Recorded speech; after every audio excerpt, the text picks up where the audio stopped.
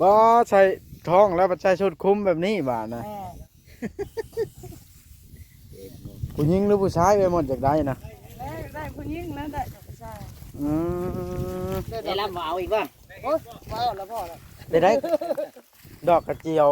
ออกแล้วบ่ได้ไง มันบ่ละลายว่ะ อ่า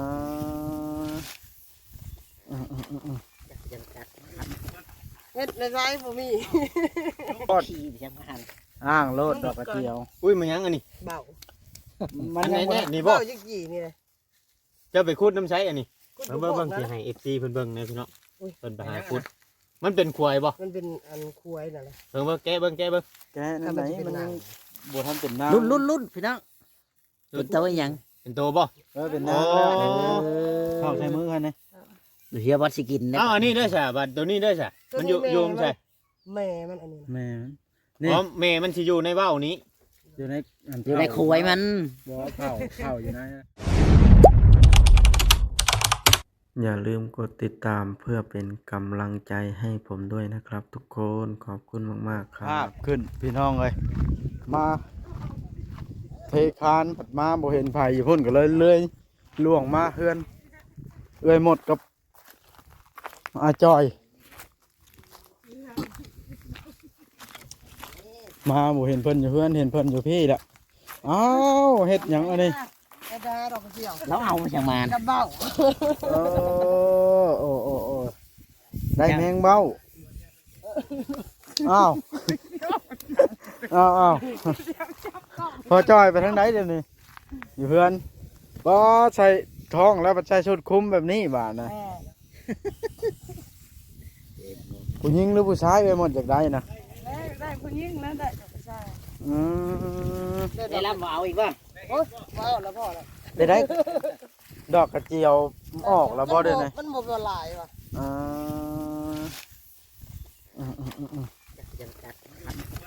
เฮ็ดในไร่บ่มี ขี้ที่สำคัญ อ้างโลดดอกกระเจียว อุ้ยมันยังอันนี้ เบา มัน อันไหน ยังบ่ แน่ ได้ นี่บ่ เบายี่นี่เลย เจ้าไปขุดน้ำใช้อันนี้เบิ่งสิให้ FC เพิ่นเบิ่งแน่พี่น้องเพิ่นไปหาขุดมันเป็นควายบ่ มันเป็นอันคุยนั่นแหละ เบิ่งแกะเบิ่ง แกนั่นไหนมันยังบ่ทันเป็นน้ำ รุ่นพี่น้องเป็นตัวยัง เป็นโตบ่ เป็นน้ำแล้วเข้าใส่มือกันนะ เฮียวัดสิกินนะ อ้าวอันนี้ได้ซะบัดตัวนี้ได้ซะมันอยู่ใช่ แม่มันอันนี้ แม่ อ๋อแม่มันสิอยู่ในเว้านี้ อยู่ใน อยู่ในขวยมัน บ่เข้าอยู่นะ ไปช่างไปจะเผาอ กิน ยู่ไหน ได้บ่ฮะ ได้แล้ว ดิบนี่นะ ได้ กินไหม บ่กล้า โอ้ แล้ว ยดิบ ตัวกับพาจัดไหม น่ะนี่ตัวนี้ก็เป็นนางนะโอ้ เรามันเอา เป็น ตัว นาง ขี้ ทำกันเบิดแล้วตัวใดก็ได้ พ่อและแกอันเบิ่ง ไปเฮ็ด ตัว ไป อย่าง ได้จะเห็นนั่น ถ้ามาแก้นี่เฮาต้องเฮ็ดกินด้วยบ่ แม่นพ่อแกเบิ่งตัวอย่างสิ มันถึงอากาศเนาะ บ้านเฮาก็มีบ่เบายัง มีกูบ้องแล้วแมงเบ้าเนาะเนาะก็ได้ เบิ่งนั่นแหละ เอ้าเฮาคือบ่เห็น คันอันแก้โตมาเนี่ยครับ ที่มันย่างขึ้นหน่อยก็ใส่โอ้ ว่า ยังสิแกะใส่ถุง คันแก้โตมานี่สิเอิ้นว่าจุดจีนี่กลับ โอ้ มา ทำข่อยนี่ไปพุ่นนี่ข่อยแก้ใส่ถุงยางเนาะก็บ่พายมาล็อกกี่ดินอันนี้เนาะ กลับมานี่จุดจีนะ มันดำดิ แม่นแล้วก็มันสิบ่งามอ่ะนะ จุดจีนะ ตัวนั้น เออ สิอธิบายให้เพิ่นนี่ เป็นเบ้าแท้ นี่ อธิบายมันอยู่ คันอัน คือแม่ ออกมาเป็นโตเป็นนี่เอิ้นว่าจุดจี อืม ยังน้อยเป็นนี่มันเป็นเบ้า แมงเบ้าตัวนั้น อ่า นะ แมงเบ้า บ่แม่นบ่ลูกจุจีนะ ลูกจุดจีก็ มั ได้ นข่วยมันใหญ่บ่อยล่ะ ใหญ่นั่นแหละ บ้านเฮาคือบ่มีเฮ้ย อย่าเว้านะไม่ บ่เห็นเนาะ มีหมู่บ้าน ชุดมีก็ส่วนหน่อยเด้ บ่ได้ชวนน้อยจะเว้าบ่จ้อย บ่ เจ้าบ่เคยคุยคันมีขวยจุดจี มีอยู่ ะ มันหักน้อยๆจับบ่มือนี่เนาะบางไผ ตัวน้อยมันก็มี บ่มันบ่ได้ใหญ่แบบนี้ เอา จับบ่มือนี่ เขตเจ้าเขตข่อยมันกันเดียวกันละเอาทองไหม บ่ข่อยบ่เคยขุดจักเทื่อแบบนี้น่ะคำมีน่ะบ้านข่อยให้เขาแฮงมักขาย โอ้ยอยู่สิใดก็มีเว้ย แล้วว่าจะไปหาตรงย่างมาใส่หาตรงย่าง ไปล่ำไปเฮ็ดนั่นปลาข่อยมันสิตายข่อยซื้อปลามา เอา เฮ็ดอยู่เฮือนพุ เฮ็ดอยู่นี่แหละ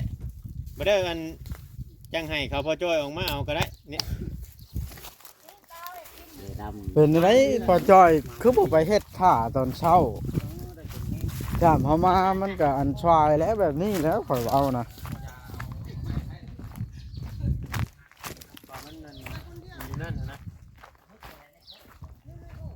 ตกลงตัวแม่บอกด้วยตัวเถิดตัวจริงด้วยนะเดี๋ยวนี้ ตัวแม่บ่คือตัวเทิกเนี่ยพอจ้อยหัวยุ่มๆอยู่ ท้องจนป้องละท้องจนป้องละมานั่งใกล้ผัวกัน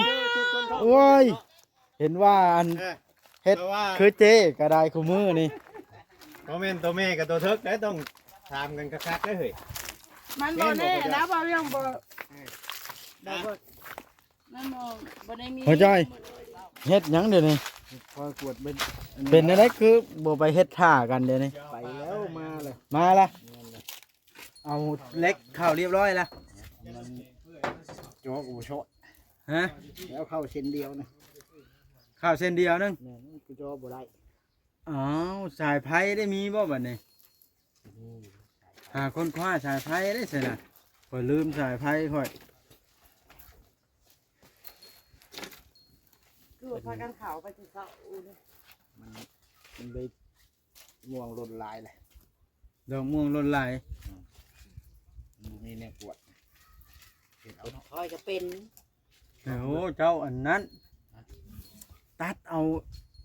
อหย่างนะปลายไม้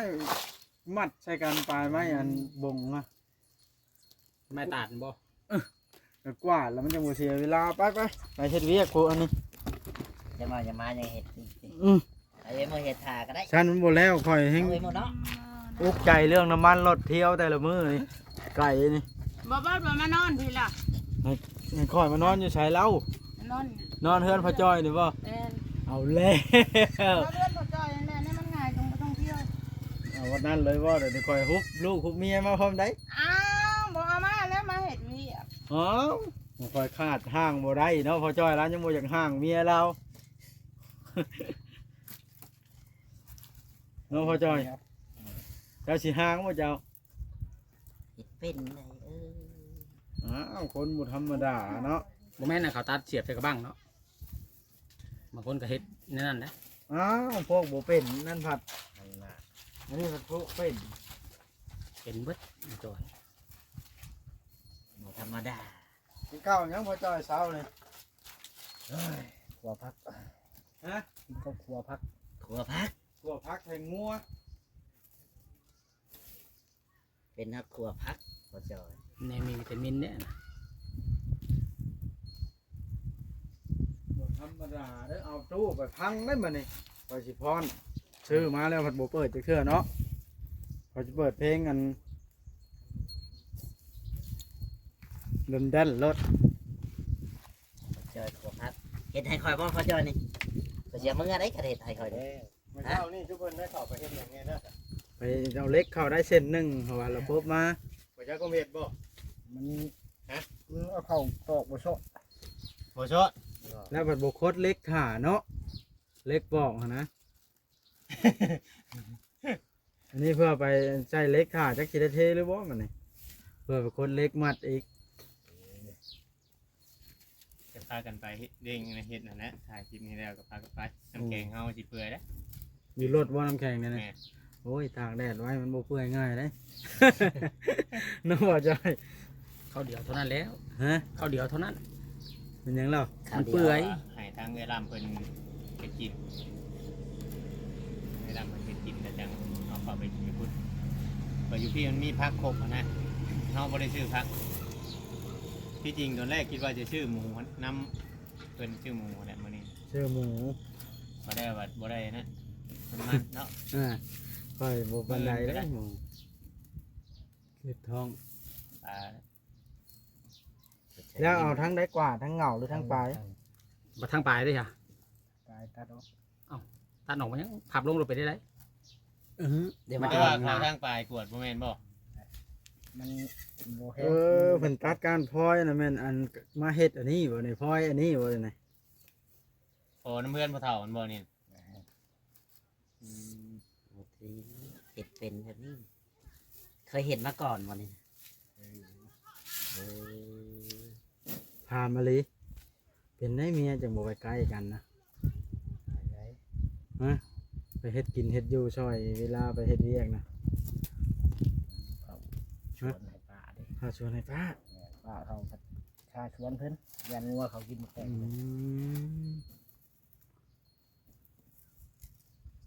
สิเอาหยังออมหัวนี่ กันจักอยู่ได้ อ๋อตะนางบ่ พังเล็กไว้ก่อนเชื่อ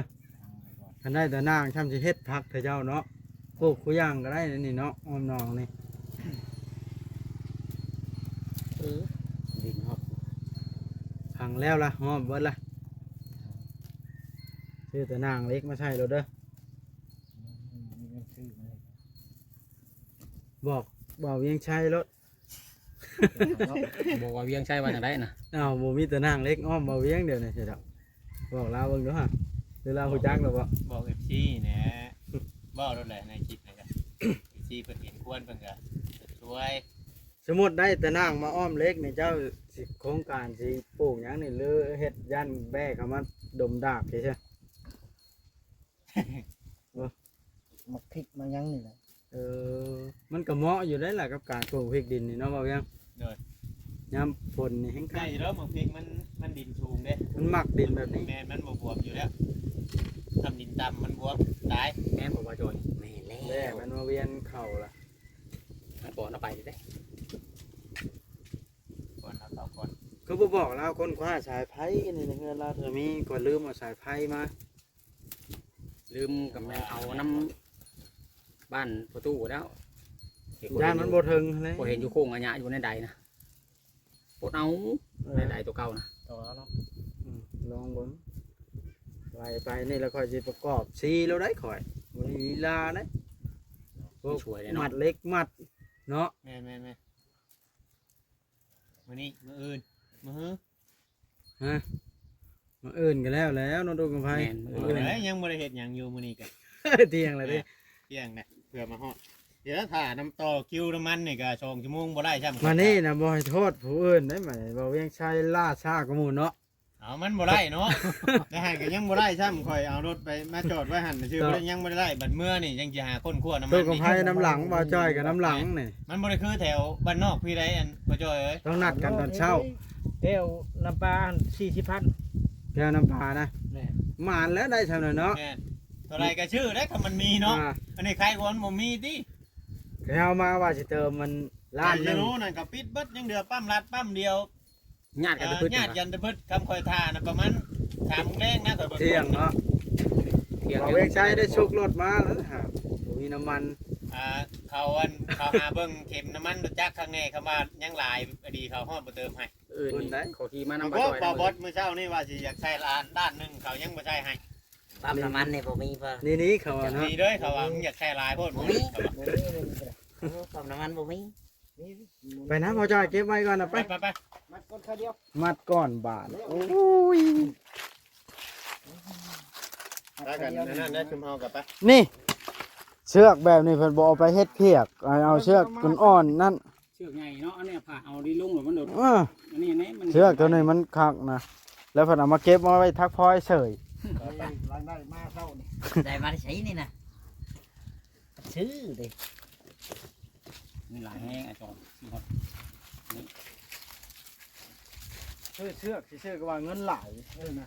เนาะ ลายแล้วเชือกแต่ว่า นี่แหละพี่น้องนะ 6,000กี่แล้วก็บักใหญ่ เก็บไปแล้ว เจ้าสิเฮ็ดไปได้บาทนะ พักก็ได้เลยมันได้มีแต่ว่าเฮาสิไปเฮ็ดเวียกของเฮาพุ่นน่ะ เจ้าเคยเฮ็ดบ่ เอาคอนดีจะไปนำเลย ฮะ เอาไปแล้วคนตีเลย เป็นอีหลีเพิ่นนี่เนาะวิธีการนั่นนี่ มีการในนี่แหล้วพี่น้อง ทำบ่อยากเฮ็ด อือ ต้องเฮ็ดขายเขาว่าอันหนึง5,000 10,000ก็ถึง โยคันเฮ็ดขายก็ได้หั้นแหล้วเฮ็ดงามปานนะคันเฮ็ดขายเฮาต้องเฮ็ดหนาๆกว่านี้มันจังมาตรฐาน ข่อยชื่ออยู่ไทยหั่นข่อยชื่ออันไม่กวดหั่นคือว่าเขาทั้งนี้บ่ เห็นเด้อพ่อจอยตอนแรกนี่ ว่าทางนี้แล้วมันจะงามเราเฮ็ดเป็นเฮ้ย เอาการอย่างเงี้ย ไทยได้เขาข่อยชื่อได้ เจ้าเย็ดไปยัง ข่อยชื่อตอนนั้น ไปเห็นว่ากวดใหญ่แมงมุมใน เฮ็ เรื ด อน งานฟาร์มน่ะจนหลาย มี มี แต่ แต่ ทา ทาง ง นี้ขึ้น สิชวนเราไปเฮ็ดเพื่อนให้มันแล้วปัจจัยเราเฮ็ดโป้ยให้ แหมมึงต้องแรงระวัง มันเล้วก่อนจักว่างอะไรซานเฮข่อยกระทันได้ไปฮอดขายอยู่ บ่ทันฮอดกบข่อยอีกเดือน6ฮะ เตรียมตึกโกบ่ปีงจับได้อย่าไปตึกได้ ก จั บ กนี่ได้เดือน กบมันยากดอกมันยังเหลืออยู่ เนาะเปล่าคำไผ ฝนตกยามไหนมันก็มี ไปตึกกบวันปีงหุ่มจับเจ้ารถ พ่อจอย มันเข้าเบ้าในตามทางนานะเป็นอหลีเพิ่น มันแน่นะ เอาเป็นเฮ้ยเพิ่นละว่าคนกระจอก ขอจอยข้างโซ่ แล้วเฮ็ดเป็นคนไม้กวาดข่อยยอมล่ะ กระจอกที่ไหนคนแบบนี้ชื่อกระจอก เพิ่นละว่าคนกระจอกธรรมดานี่นะทำเฮาเจ้าข่อยนี่แล้วกว่าเฮาเท่าใดเท่า เฮ็ดเป็นหลายอย่าง อ่ะ ระดับนี้แล้วบ่ได้เจ้าเก็ดดี เฮ็ดเมียจนท้องปุ้ง แม่นบ่จอย เฮือนบ่ทันได้หึงแล้วเฮือนแล้วปุ้งล่ะ หากระเพื่อนหากระอยู่นี่สิ หากแอมพานี่ นอน กุ้งเฉย อ่า ฮอดแล้วบ่เดือนยังบ่ฮอดเช้าจักเดือนนี่ หอดแล้วว่าจอยเพิ่งเจอเลยกี่หอดแล้ว อืม ใช่ ไปนะเฮ้ยสวายได้ปะ น้ำแกงชีเพื่อยป่ะว่าจอยป่ะ เจ้าขี่อันรถจักรไปน้ำลังเด้อพ่อจ้อย ไปไปโอเคก็ไปทำเลยกินนี่แล้ว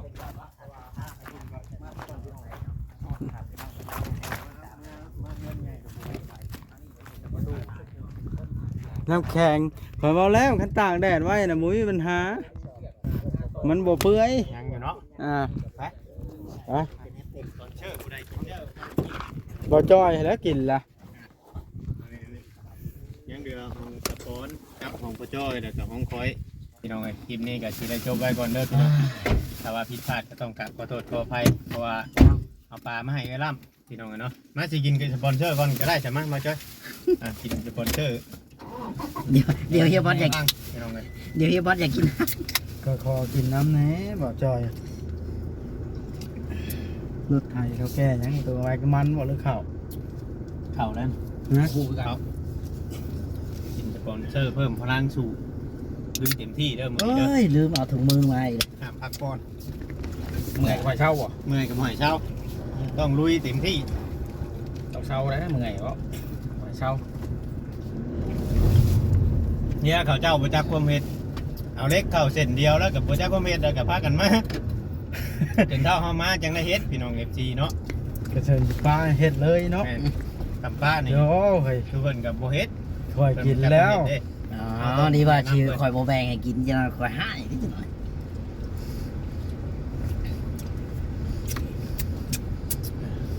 ผู้สาวบ่จ้อยนะมาขับรถ แม่นบ่ เบิ่งแล้วบ่จ้อยก่อนมันเมียแล้วข่อยบ่วนไปนํผู้สาว ต้องตัวไทย ค่อยแห้งบ่วนแล้วค่อยจะได้ไปตู้แหละเนาะอันนี้ทั้งเจ้าทั้งบ่าวจอยยังเป็นบ่าวจอยอยู่เจ้าสมมุติ ข่อยอยากกลัวข่อยไปแอนรอปั๊มน้ำมันเมื่อเช้านี่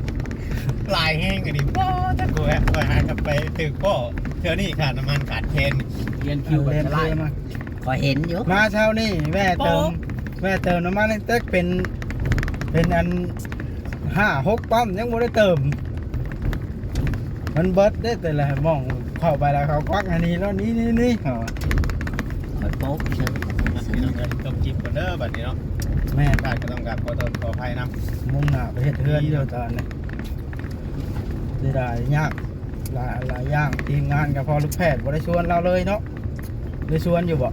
ชวนมือเดียวระยะรู้ ช ได้ วนแต่มือมาเฮตนิดเนาะบ่ยัง แม่น แล้วเราเพิ่นสิมาอยู่ ค่าเวียกบ่ ตอนแรงนะแล้วตอนเช้ามาบัดบ่มาก็ ราคาเวียกบ่ บ่ฮู้คือกัน มัน อาจ เป็น จะ ปลูก ค้า มัน แหละ เป็นมีธุรกิจ เพิ่นมีธุรกิจปลูกมันเป็นเฒ่าแก่มันเพิ่นเลยบ่มาใช่ เพิ่งนี้จับมา เนาะเขายังไกลปานเนาะควางเขาไว้นี่ละ ทันทางเลยบ่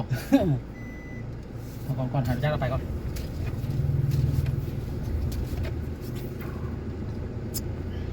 บทีบแล้วเนี่ยนะ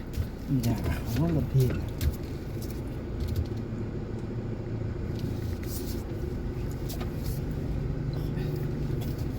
เดี๋ยวผม